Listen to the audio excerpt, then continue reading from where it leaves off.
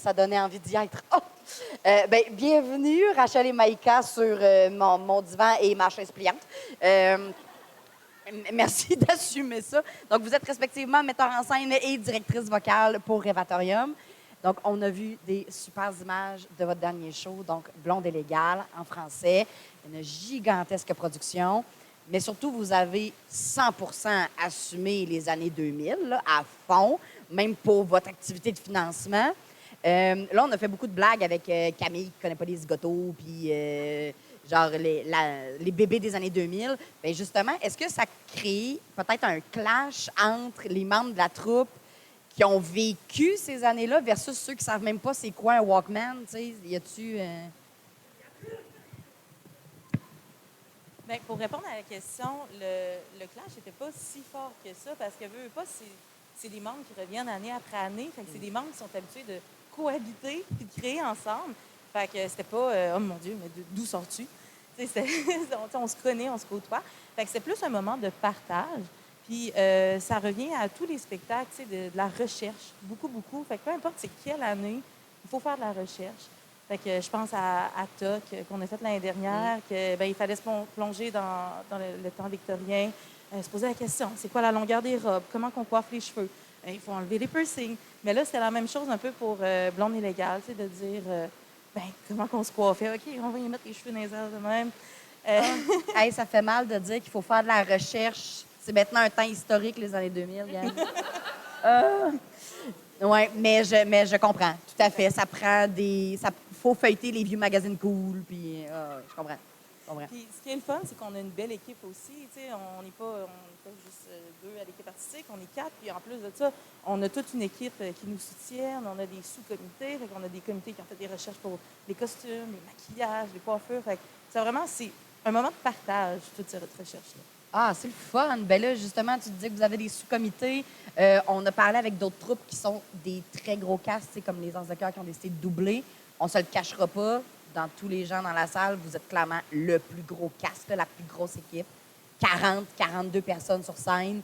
Est-ce que, justement, votre manière de gérer ça, c'est avec des sous-comités? Comment vous faites pour mettre tout le monde sur une scène en même temps? C'est-tu possible? C'est-tu pas possible? C'est ça. Je sens qu'il y en a qui ont sacré le camp en bas de la scène une fois de temps en temps. C'était volontaire. Oui, c'est ça. Voulu. C'est possible, on l'a prouvé. C'est possible. On a des images. Non, mais c'est sûr que ça pose ses défis. On s'entend, là, avoir une grosse troupe de même, mais ça a aussi plein d'avantages. Fait que, tu sais, quand on vient le temps de, mettons, créer des comités puis de distribuer un peu les tâches au sein de non seulement le conseil d'administration, mais tout ce qu'il y a. Mettons, on fait un spectacle bénéfice année 2000, c'est qui va envoyer les photos d'inspiration, qui va dire au monde comment se coiffer? C'est pas juste moi et Rachel qui faisons ça, tu sais. Fait que d'avoir plein de monde, ça permet d'avoir plein de monde, justement, pour aider le beau projet. C'est sûr qu'en pratique, des fois, on a le goût de s'arracher les oreilles, là. On va pas se mentir. Je peux comprendre. Mais ça reste que les gens avec qui on travaille sont super, super agréables. Puis, on s'organise aussi pour avoir des subdivisions de numéros. Fait que c'est pas tout le temps les 40 personnes qui sont dans chaque chanson. Parce que là, ça serait un petit peu compliqué, on s'entend. Fait qu'on n'a pas le choix de séparer une fois de temps en temps. Puis aussi, tu sais, mettons, Rachel, c'est une prof au secondaire. Fait que elle, gérer des groupes... Il n'y en a pas de problème. Il n'y en a pas de problème. Ah, Tu sais, elle est habituée. Catherine, la prof de danse, ça fait des années qu'elle fait des chorégraphies avec des gros groupes. Moi, j'ai travaillé dans un camp de jour pendant 10 ans, fait que... Ça, c'est une expérience de vie. C'est une expérience de vie, là. Fait que, tu sais, on apprend à être patient, à user de patience. À user de patience. Mais surtout, notre amour pour notre belle gang fait que tout cela est possible. Bisous. Oh. C'est beau. Puis là, ben justement, pour votre prochain show, vous allez vers Bright Star, qui est un show quand même de 2016. Puis si on recule encore avant Blonde et légale, Toc éternel, même chose. On était à peu près dans les mêmes années de création. Est-ce que c'est quand même différent des grands classiques qu'on connaît, si on veut, là? Fait que pourquoi ces deux shows-là? Pourquoi est-ce que le processus de sélection des spectacles que vous faites est différent comment vous arrivez à faire ces choix-là? Avant de passer le micro à Rachel, je veux juste dire qu'on ne le savait pas avant d'avoir vu vos commentaires que les deux shows, Toc puis Bright Star, venaient de la même année. On n'était pas tout au courant. Fait que c'est vraiment un hasard. Il faut croire qu'on est vraiment dans les années 2016 à Révatorium. Ben voilà. Ouais,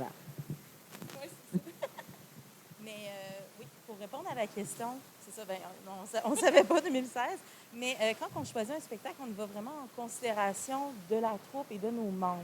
Tu sais, justement, tu l'as dit juste avant, on a 40 membres. Notre but, c'est de donner l'opportunité au plus de gens possible. Donc, viser des spectacles avec un gros cast. Une grande possibilité. Fait que déjà, ça, c'est notre premier critère quand on choisit un spectacle. Fait que, bon, OK, là, on a un gros casting. Après ça, c'est bon. Idéalement, oui. Là. Ça, c'est un autre bon critère. Puis après ça, on y va avec l'histoire. Est-ce que ça va avec nos valeurs aussi à Révatorium? Est-ce que ça va avec notre style? On aime ça aller vers le spectaculaire, le grandiose. Fait qu'on on est toujours dans cette vision-là. Même les décors, les costumes, on ne va pas à moitié. Ouais. Fait que quand on choisit un show, on veut que ça soit à notre image. C'est sûr aussi qu'on aime varier, je pense. Oui. C'est un gros point important. On veut pas... c'est ce que... Quand je vois l'historique de tous les shows qu'on a fait, tout ce que je vois, c'est quelque chose d'extrêmement varié qui nous permet d'aller vraiment partout. Puis je pense que c'est un attrait le fun pour nos membres parce qu'ils peuvent vraiment faire plein de choses différentes. Par exemple, de styles de danse différents. Mettons, Bright Star, l'année prochaine, c'est vraiment folk, bluegrass. Oui, on est ailleurs là, complètement. Oui, là. Comparé à Blonde et Légale, on s'entend que ça ne sera pas le même style de chant, ça ne sera pas non plus le même style de danse. Il n'y aura pas de corde à sauter pendant 10 minutes. Dommage. Ça sent le vécu.